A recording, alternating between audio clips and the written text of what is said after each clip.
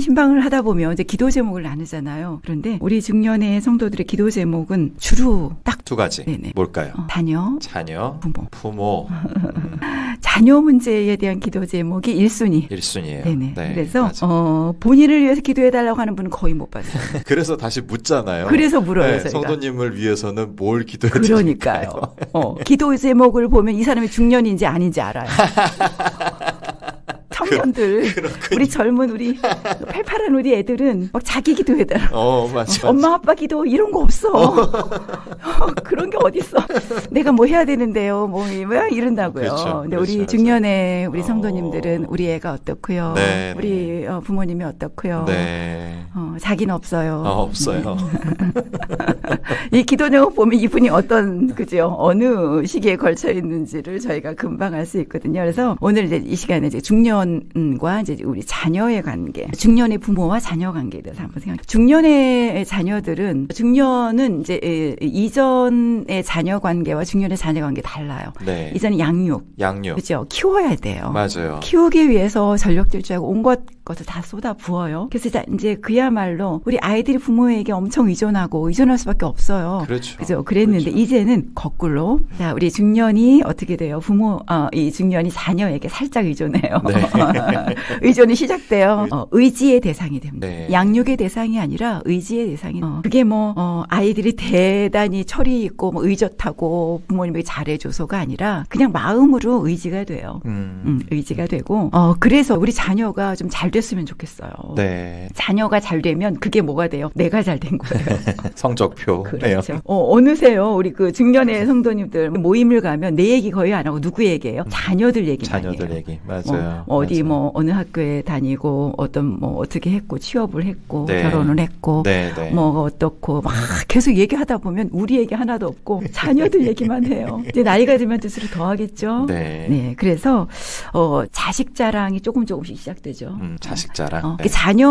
근데 이제 잘된 자녀 얘기를 막 해요. 네. 이제 그렇지 않은 자녀 분명히 있거든요. 있었죠. 좀 아직 자리 못 잡고 여전히 열심히 살아가고 있는 과정인 자녀들이 있을 때는 그때 굉장히 위축이 돼요. 네. 아무리 내가 사회적 지위가 있고 열심히 살고 뭔가를 했어도 내 자녀가 조금 뭔가 자리 잡지 못하고 방황하고 있으면 왠지 위축이 되죠. 그래서 말이 줄어들어 그 자리에서. 나에 대해 할 말이 많은데도 자녀에 대해서 할 말이 없어지면 굉장히 위축이 되는 거죠. 네. 자녀를 통해서 내가 인정받고자 하는 마음들이 우리도 모르게 생겨지는 것 같아요. 아이들 학교 보내놓고 이제 집에 아무도 없는 시간을 적막한 둥지의 시기다 이렇게 얘기해요. 네. 이제 그게 이제 30대, 40대 초반까지는 그러죠. 이제 그 시기가 지나가면 이제 빈둥지의 시기가 와요. 적막한 둥지 때는 애들이 다시 돌아오거든요. 저녁 때. 네. 근데 빈둥지 때는 안 돌아와. 안 돌아와요. 날아갔어. 독립해. 이 녀석들이 요즘 취업만 하면 다 독립한다고. 독립의 유행인가 봐요. 맞아요.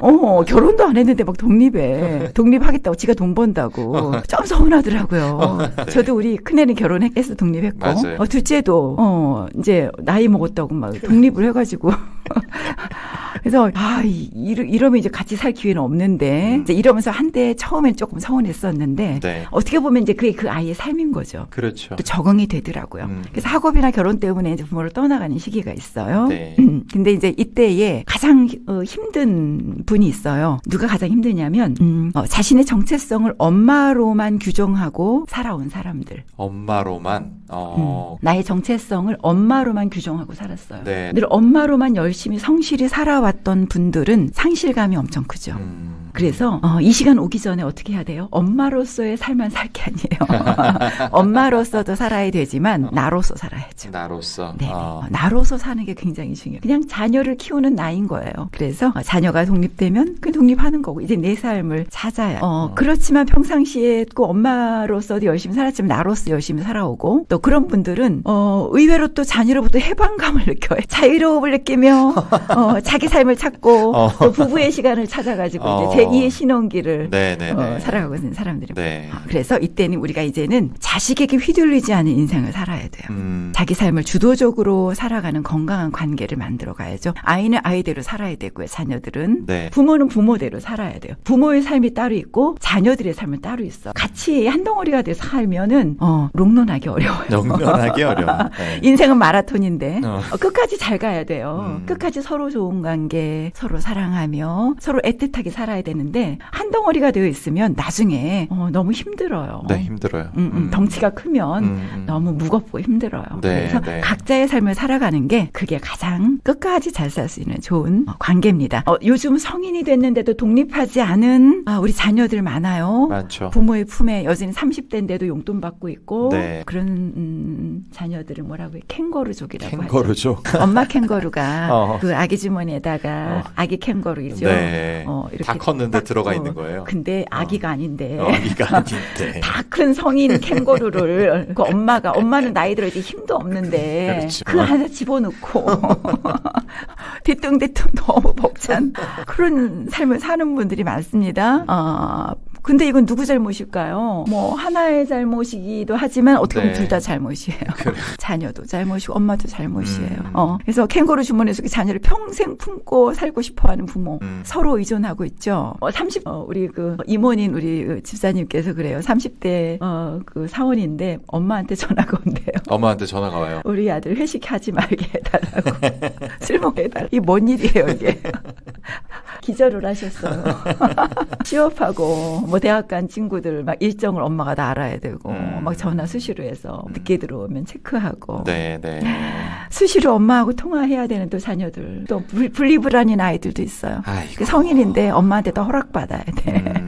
그래 안심인 친구들 서로 문제인 거죠. 네. 그래서 정말 중요한 개념이 있어요. 그게 뭐냐면 분화해야 돼요. 분화. 분화가 뭐냐면 원래 그 생물학적인 용어예요. 세포 하나가 있다가 두 개로 나눠지고 또 세포 분열을 하는 것처럼 네. 사람도 마찬가지예요. 이제 내가 키웠으면 잘 키웠으면 떠나 보내는 거예요. 분화시켜요. 각자의 삶을. 네. 분화가 잘 되면 행복해지는데 이게 뭐냐면 물리적인 거리로 떠나보내는 것뿐만 아니라 마음속에서 진행되는 심리적인 독립을 의미해요. 심리적인 독립이요. 심리적인 독립. 마음에서 독립시키는 것이 바로 분화시키는 거죠. 나도 분화되고 우리 자녀도 분화가 돼야 돼요. 개별적인 존재로 살아가는 거예요. 그러면서 필요한 경우는 기꺼이 연합하는 거죠. 네네. 늘 연합하면 안 돼요. 각자 독립된 삶을 사는 거예요. 평상시. 그러다가 필요할 때 만나서 서로 한 마음으로 연합하는 거죠. 각자의 삶이 내가 모르는 우리 아이의 세계가 있어야 돼요. 네네. 내가 우리 아이의 삶을 다 알 필요가 없어요. 그러면 절대 안 돼요. 각자 비밀스러운 공간이 있어야 되고 그 삶에 나름대로 세계가 있어야 되는 거예요. 네네. 우리 아이가 내 삶을 다 들여다본다고 하면서 기분 되게 나쁠 것 같아요. 제가 우리 아이의 삶을 다 체크하고 있으면 우리 아이 도망갈 거예요. 그거는 뭘까요? 서로 각자의 삶이 있어야 되는 거고요. 개별적인 존재라는 거. 개별성과 연합성이 적절히 조화를 갖고 있는 삶이 건강한 삶인 거죠. 인격적인 존중. 네. 서로 다른 삶이라는 것을 인정해야 돼. 네. 어린 자녀라고 내가 막 맘대로 엄마가 선택해주고 결정해주고 이거 분화시키지 않는 거예요. 아이의 분화 수준을 높이면 그 아이가 굉장히 성장하게 잘 건강하게 성숙할 수 있거든요. 사회적인 능력 어디 가서 사람들과 잘 지낼 수 있어요. 분화 수준이 높은 친구들은. 그런데 어렸을 때부터 훈련이 돼야 되고 연습돼야 돼. 이거 누가 시켜줘요? 부모가. 그 아이의 선택을 존중해주고 네. 아이가 선택할 수 있도록 물어봐줘요. 엄마가 다 결정하고 엄마의 스케줄대로 아이를 자꾸 끌어가면 그 아이는 엄마에게 의존된 엄마와 하나가 되는 아이가 될 수밖에 없어요. 스스로 결정하는 능력을 하지 못해요. 그래서 대학 갈 때도 엄마한테 상의, 결혼할 때도 엄마한테 상의, 나중에 아이 키우면서도 엄마한테 와서 물어보고 이거 우리가 어떻게 나중에까지 책임져요? 절대 안 돼요. 우리 힘 점점 없어지고요. 우리 늙어요. 맞아요. 나 하나 책임지기도 어려운 몸이 어려운 때가 와요. 내 한 몸도 귀찮을 때가 오는데 어떻게 안 돼. 그래서 어린 자녀라고 부모 마음대로 하는 것 안 됩니다. 아이의 생각과 느낌을 존중해주고 이렇게 분화를 못 시킨 이유가 뭘까요? 그거는 뭐냐면 부모의 불안이에요. 불안이요. 부모의 불안이 자녀를 통제. 네네. 너 그렇게 하면 위험해. 위험해. 이게 이렇게 하는 게 더 좋은 거야.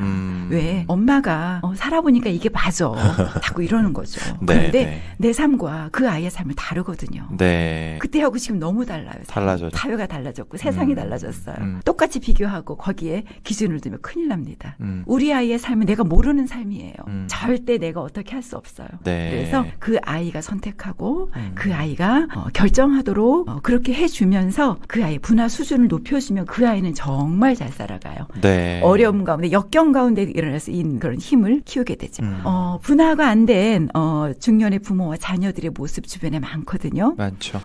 이제 성인이 된 자녀의 결혼을 한번 생각해 볼까요? 요즘 결혼 풍경 한번 생각해 봐요. 우리 결혼하는 많은 중년의 자녀들 결혼을 위해서 기도 요청하는 많은 분들이 계시는데 되게 결혼 준비하면서 많이 힘드시거든요. 힘드시죠. 네. 자녀와 갈등이 막 일어나요. 네. 그런데요, 성인이 된 자녀의 결혼에 부모들이 마치 자신의 결혼처럼 발벗고 나서는 부모님들이 계세요. 이거 큰일 나는 일이에요. 이 축복된 일에 갈등이 생기면 안 됩니다. 내 결혼이 아니라 자녀의 결혼이에요. 자녀가 결정해야 돼요. 그런데 왜 우리가 이럴까요? 우리 옛날에 우리 세대에는요, 우리 결혼이 아니었어요. 양가 부모님, 양가 가문과 가문의 결혼이어서 사실은 내 결정보다는 부모님의 결정, 가족들의 의사 되게 중요했거든요. 근데 지금은 시대가 달라졌어요. 달라졌죠. 우리 아이들 절대 가족 고려하지 않아요.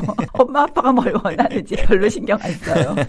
본인들이 좋은. 내가 선택했잖아요. 네, 그렇죠. 내가 좋아하고 내가 사랑하는 사람이고 네, 내가 네. 이제 살아갈 건데라는 생각이 굉장히 크기 때문에 부모는 할 게 없어요. 옛날에는 막 같이 다니면서 이거 사고 저거 사고 했었는데 맞아요. 맞아요. 뭐 집 얻을 때도 그러고 뭐 그 웨딩홀 이런 것도 계약할 때도 그러고 나 혼수 요즘 혼수 별로 그런 거 맞아요. 없어요. 너무 간촐하게, 심플해요. 단촐하게 하시죠. 아이들이 자신들의 라이프 사이클에 맞추어서 자신들의 기호에 맞춰서 다 선택해요. 가전제품도 나한테 물어주길 바랬는데 하나도 안 물어보더라고요. 지네가 뭘 안다고 살림도 안 해본 애들이 지네가 다 선택해. 그래서 조금 서운하긴 했는데 보니까 잘하더라고요. 인터넷 다 뒤져가지고 네, 네. 제일 싸고 제일 좋은 거 선택하더라고요. 제일 좋은 거. 나보다 낫다. 네, 네. 그래서 그런 일들이